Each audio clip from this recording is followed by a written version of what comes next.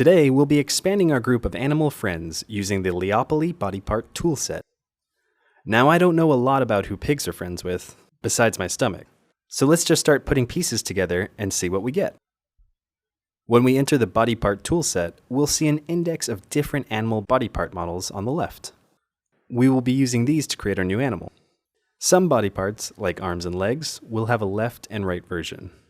To use models, we can either click and drag or click from the index into our scene using the center button on our stylus. The right button will change the size of parts, making it easier to mix and match. And the left button will move the entire scene. See these arrows on the model? If we bring another body part close and line up these arrows, they will change color. And if we let go, the pieces connect to each other. These arrows allow us to position parts quickly where they should go, like arms to a torso or wings on a monkey.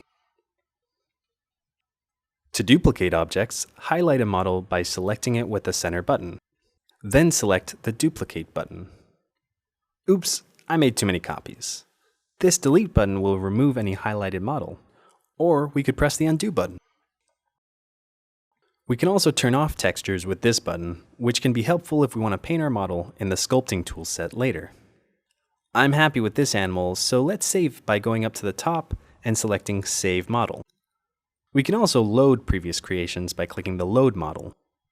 To really show off our masterpiece, we can use the Upload, Share, and 3D Print buttons. This opens a window that gives us options to see, make adjustments to, share to social media, save to the cloud, or 3D print our model. With many different animals to mix, match, and customize, creative options are nearly endless with Leopoly's Bodypart toolset.